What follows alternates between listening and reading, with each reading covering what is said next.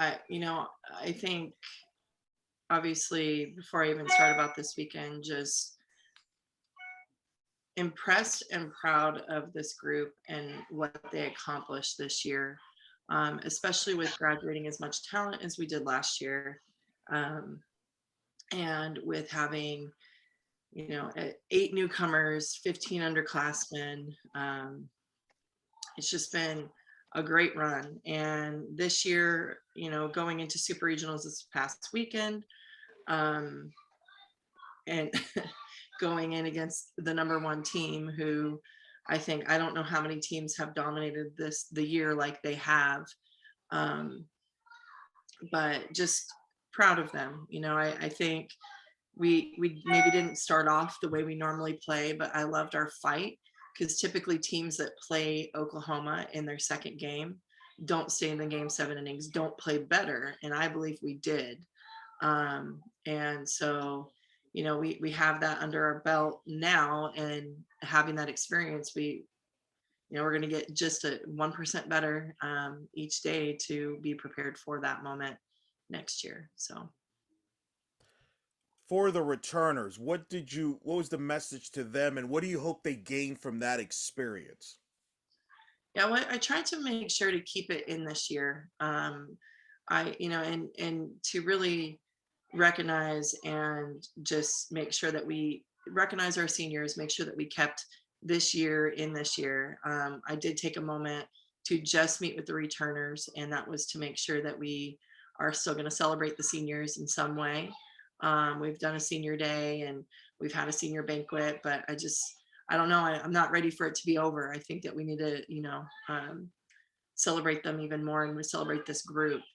But I just explained to the returners that last year when we got back from Tallahassee, um, our women were in the weight room 2 days later, and they were training and doing their thing, um, and they had a vision of what they wanted this following year to look like. And I said, well, that doesn't mean that we're changing anything. We're going to stick to our blue collar approach. And so I think they need to take at least a week off.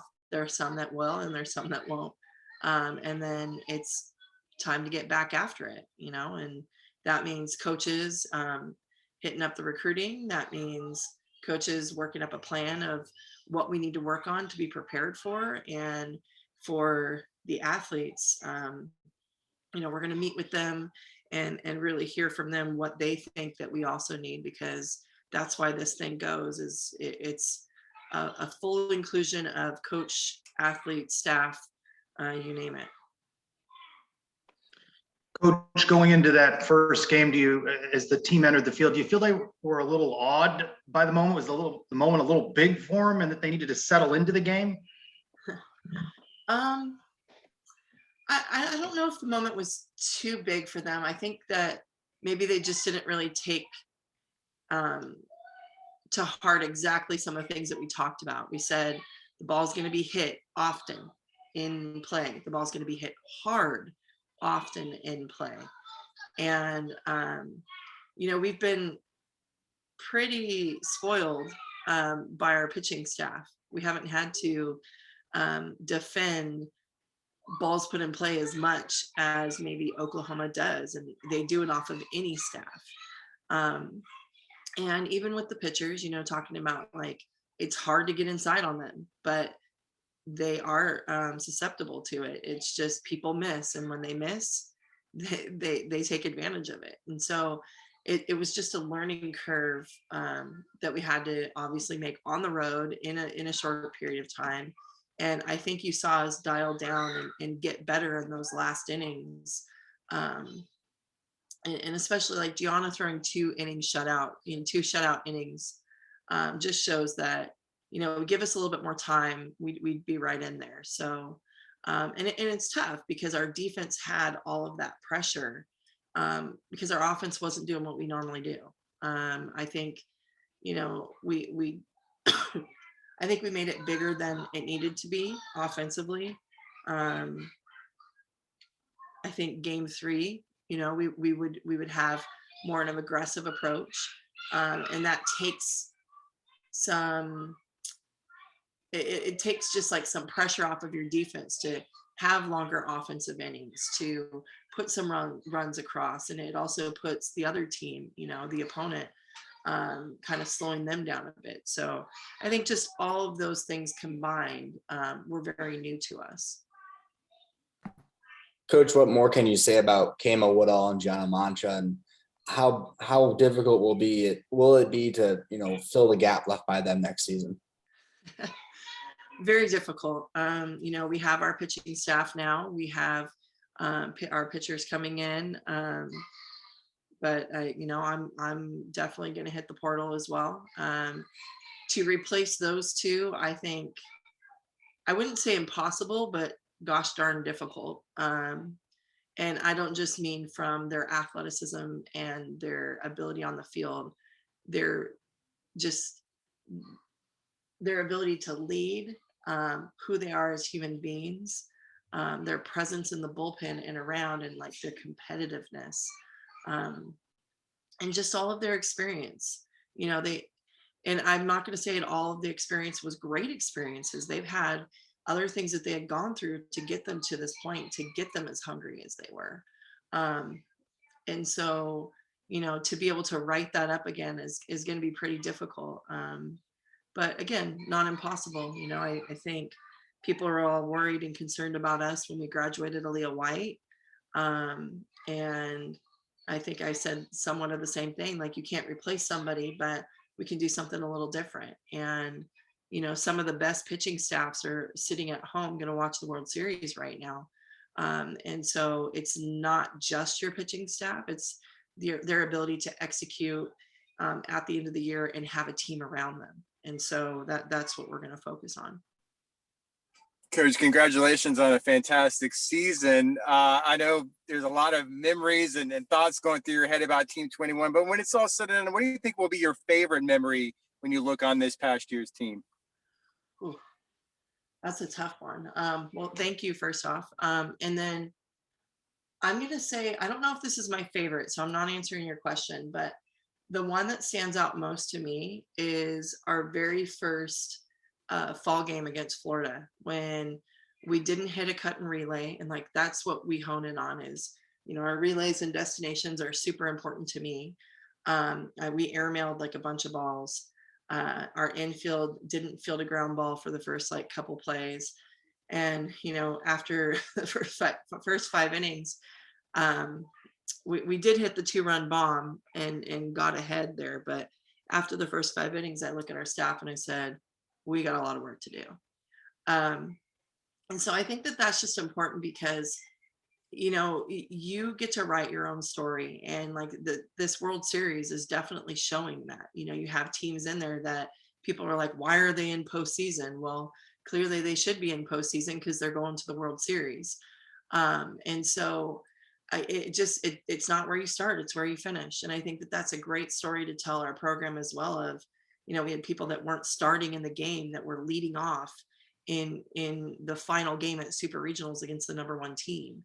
And you have people that, were playing different positions. And so it's definitely not how you start. It's where you finish, and it's the process of getting there. So, I mean, talking to Lala Macario and, at Florida in our first fall game, and I look in her eyes and I'm like, hey, what's going on? And she said, there's a lot of people here.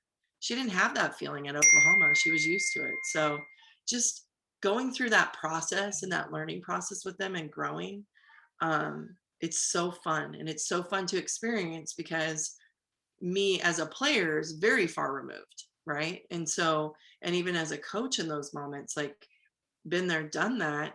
And so you forget how impactful those times are. And I just love that this group reminded us a lot of the importance of playing, why we play, why it's such a big time thing, but also keeping small moments and staying in the moment. So it was fun to be around. Speak to Jada. Obviously hit the home run on Saturday, which I thought was kind of fitting that, the last run would be with her. 15 homers, 75 RBIs.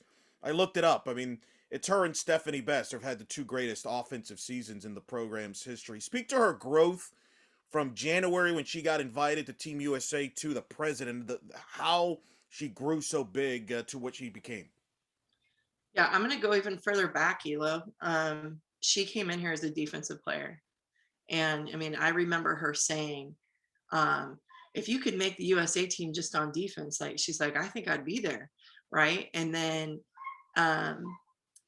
just really worked hard to be that two-way offensive, defensive, just impact on in our program. But that January and, her getting invited, and I said, well, here you go. You said it, but now you're here as not just a defensive player trying out for the team. Just being around all of those athletes, all the best athletes in the program or in our nation. And quite a few of them we were just on the field with last weekend. And she blended in. And I don't mean that in a bad way. I mean, she didn't stand out like someone saying, what is this person doing here?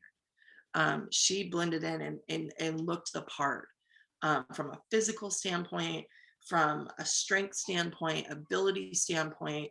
I mean, all her 5 tools are a huge fit. And I think she's going to continue to be in that mode. And so seeing that, I think she realized, wait a minute, okay, I'm not the best in this group here, but I'm not far from it. And so I think she really turned it on in that way, but that it gave her that confidence that she can swing big and do big things. And it doesn't hurt. And I said this before too, with the Oklahoma and Alo, like she's got great players around her, and Jada does too. And that leads to your success. Like can't be a one woman show in this game. So. Coach, considering just how good Oklahoma is, are you able to take some of those cliched moral victories out of this? Yeah, I mean, one of the things that we're going to definitely learn is their composure and presence in the box. It's something we've talked about. And like, I know you say the moral victories and all of that, but I think it was just like awesome to be able to learn and see what the impact of their approach has on a defense, because it's what we've talked about, but until you see it and experience it, you don't know. So I'll give you an example. Like you'll see us do different things in the box. Like we'll pepper slap, we'll walk through things, we'll go into kind of like a no stride. And until people did it in the game and succeeded, there wasn't a ton of buy-in when we would practice it. And then someone comes in and does it and hits a home run. They're like, ooh, I want to try that. And so in order for us to like really truly see like, okay, that is, because some of the things I'm saying, like, well, let's drive this down pitch off the wall. That low out pitch, coach, that's impossible. Well, they just saw it happen. So now it's not impossible. They're great in their competitive spirit. Like they want to be the best as well. And so I think it's cool that we got to see that and experience it. Does it still hurt that our season's over? Yeah. Like I said, like hugging all the seniors and telling them thank you. And it was just like, I'm getting choked up a little bit now. And then no senior is more important than the other, but obviously like just having time with someone and knowing Gigi for as long as I did. And she's kind of like, she gives me tough love. But she held on tight on that hug. And I was like, wow, she's feeling it too. And we both didn't want to let go. And so, that those are the moral victories, I would say is, just give me a second. Sorry. Those are the moral victories of just them buying in and loving this program, right? And this team. And yeah, we want to win on the field, and I wanted to compete even harder and better. And I think that we are better than some of the things that we did on the field, but to see how much this group loves this program, this game, and each other, I feel like I won the World Series. Coach, we obviously talk so much about the seniors, you get emotional talking about them, understandably, but you have a lot of sophomores and freshmen that did some pretty big things this past season. What do you like about the future of your roster and the team you're building? Well, I would say more than like it. And that's obviously been the plan is, being able to bring in that new young uh, just strength and ability of what we have. We're going to be strong. We're going to be fast. Like we get a little bit better every year. And so I'm super excited about that.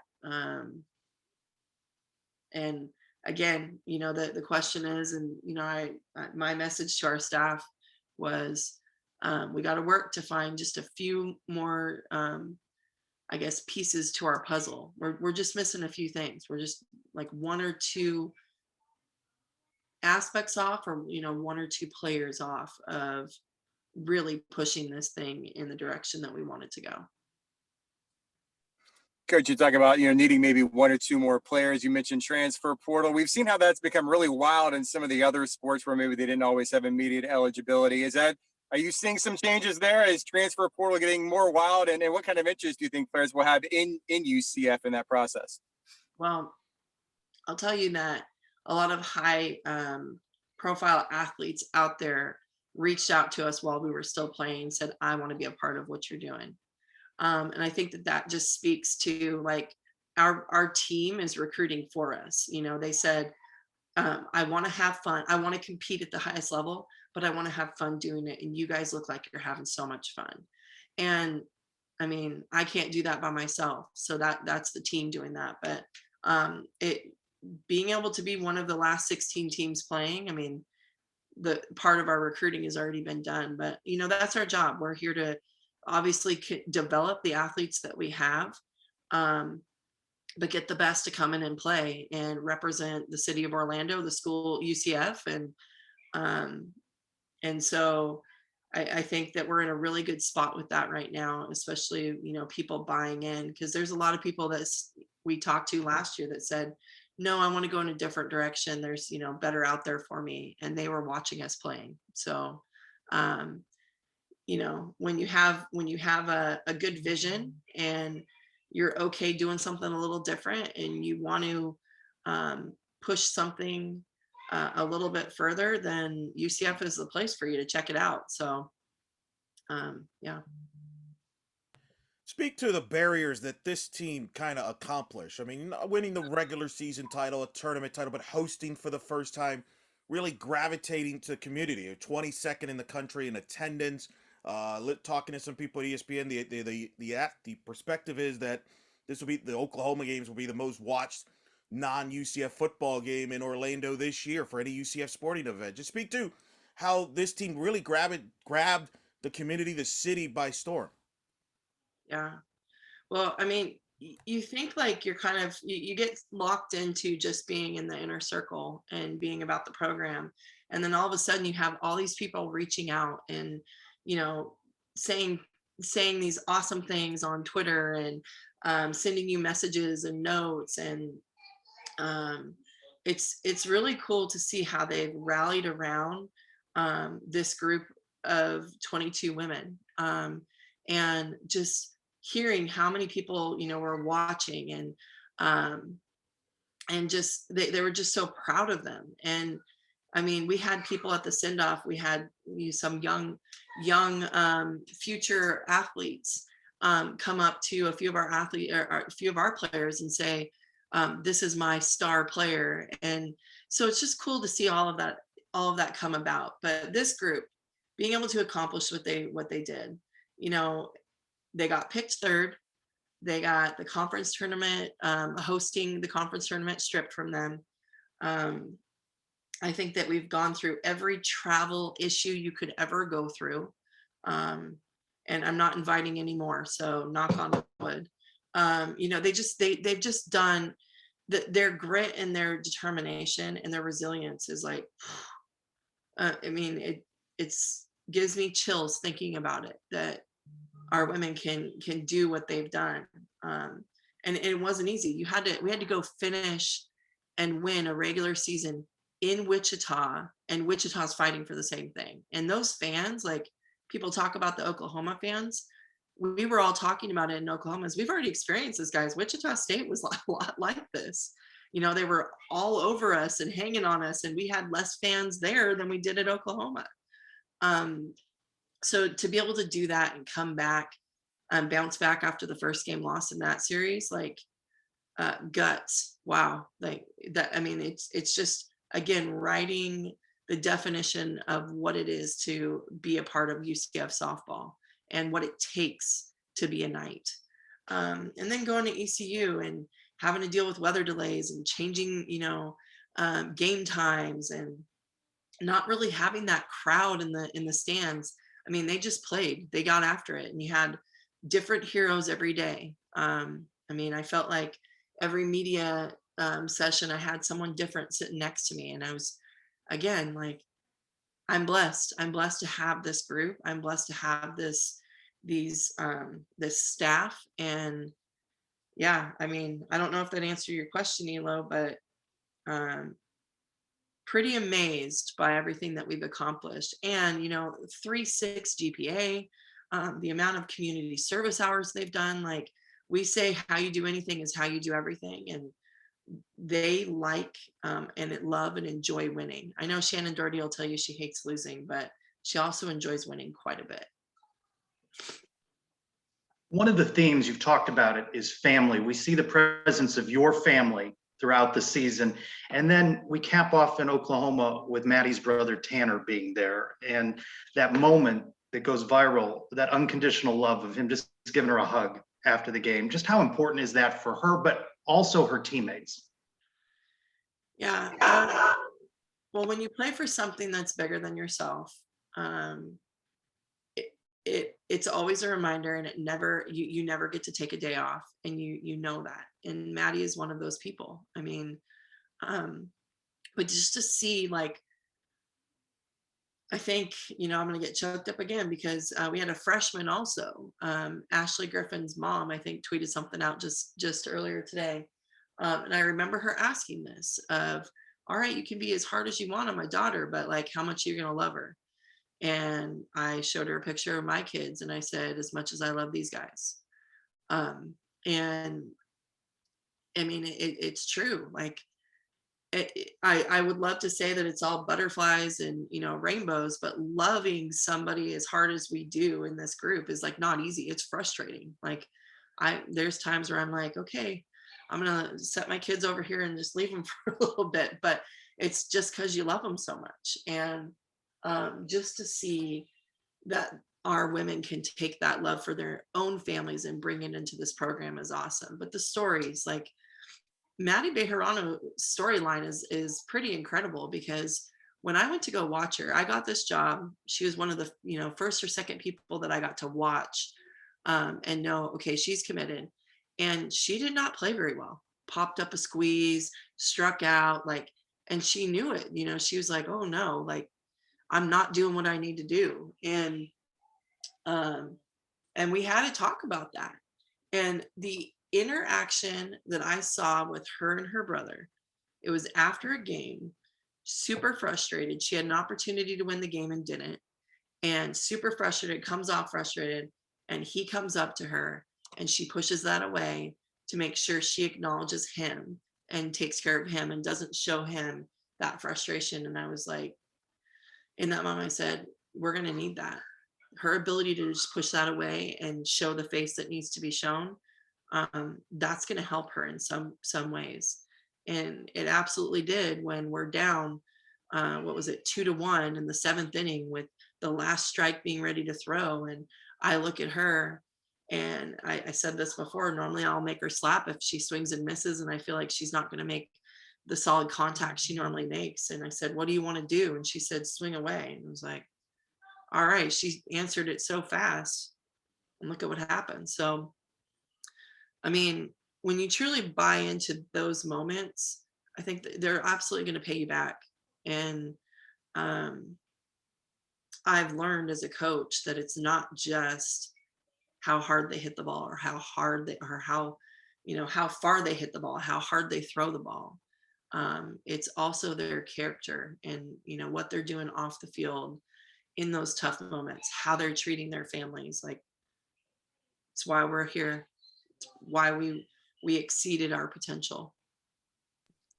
Coach, you talked earlier about how, you were one of 16 softball teams still playing softball this past weekend. A lot of people are obviously watching. You talk from the recruiting perspective, makes your job a little bit easier, but, other programs, other ADs are watching, those who need new softball coaches. So what do you think about, when you think about your future at UCF, how do you feel about that? Yeah. Well, thank you for asking that. I appreciate that. I mean, honestly, I moved here across the country thinking, what the heck am I doing? I'm a West Coast girl. I never, even being recruited as a player, Pat Murphy will tell you, he tried to get me to Alabama, and I was like, no way am I going that far. So I pinch myself every day that we are here in Florida and we love it. And I just, what we've done here and what we continue to do, like, that's kind of been in my blood. If you know where I came from, I played at Pacific. We had 4,000 students amongst 3 different campuses, and we were 1 game away from the World Series with our little team. And and I think we had maybe 14, 15 players on the team. Like, it was truly like, just I don't even know the words to say it, but the little guys just getting after it. Right. So I love what I've built here. And, my end goal as a coach is to get to the World Series. Do I think this team can do it? Heck yes. This program can do it? Yes.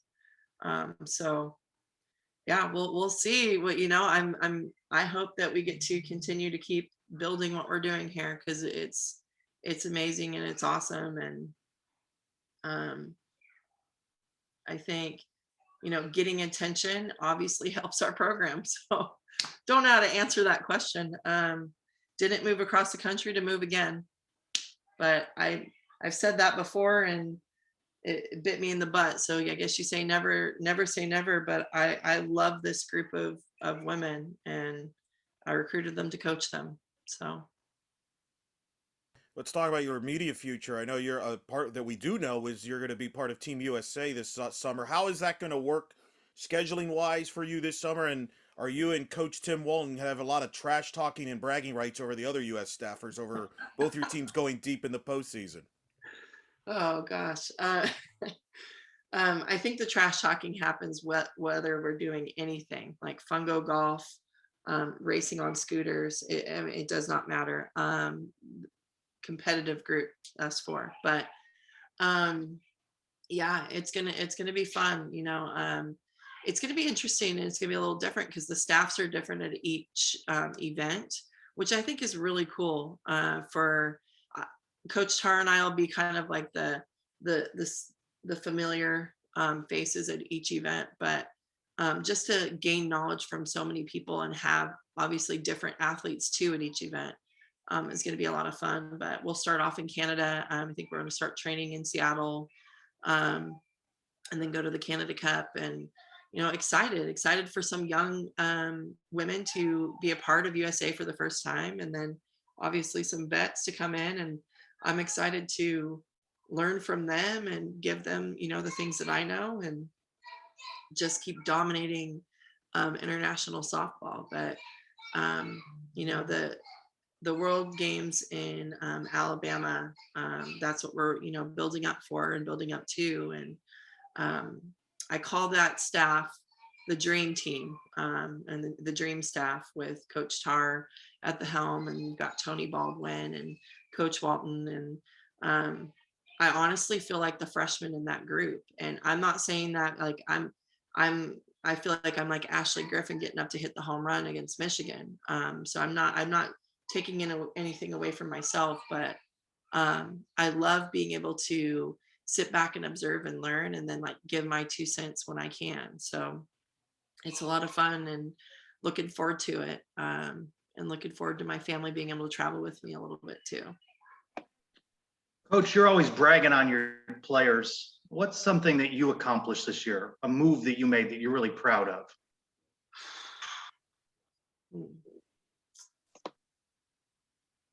Well, people might think it was putting Savannah Adams into pinch hit. But I'm going to say,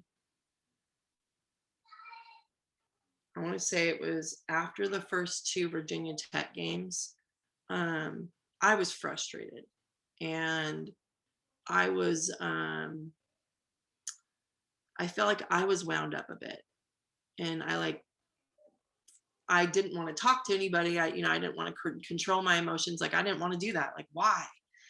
And I remember getting in my car and going talking to a few people. And sorry, Tony, if I put your name out there, but Tony Baldwin is one of my good friends. And I called him, and then I called Rob Miller, and there were tears because it was like, you want this so bad, and we're here at this moment facing one of the best pitching staffs in the nation, and I felt like we were kind of backing down, and I didn't like it. But I also felt like, gosh, why don't I feel successful? Our record's so good, we're doing so good. And so that day, right before that third game, when we were in our locker room, I just opened up to the team, and I showed them my tears, and I showed them my frustrations. And we talk about being vulnerable. Like, I'm not afraid to show you guys my emotions right now. I mean, I'm a human being. I'm a mom. I'm a coach as well. And I think doing that and them seeing, like, they felt relieved, and then seeing how they just played, and I didn't have to do much. I just got out of their way when I needed to. I think that was the biggest move, learning when I needed to kind of come and get in their ear and talk to them, and learning when I needed to just step back and let them do their thing. I think is one of my biggest things. And I think the little side conversations that I was able to have this year, having Whitney and Tyler and Kaya, just knowing where I come from, what I want, the expectations, I was able to step away from some of the roles and be able to have more time to have valuable conversations, in-game conversations with some of our athletes, just to see where they're at. And some of it was strategy, and some of it was, I don't know, I mean, getting to know your players. Like, when we were facing Georgina Korick at USF, when we were down 2-0, I went up to, I think it was Kennedy, Denali, Shannon, and Jada were all kind of leaning against the pole. And I was like, hey, guys, it was game 1. I was like, it's okay. You got 2 more games. She's really good. She's really good. And it's okay. She's just better than us today.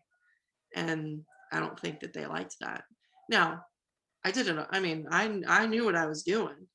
But, sometimes you need that, and sometimes they just need a hug. And so I think that those were big coaching moments for me, in learning that whatever happens in the game, I just to make sure that I'm going to give them the best version of myself.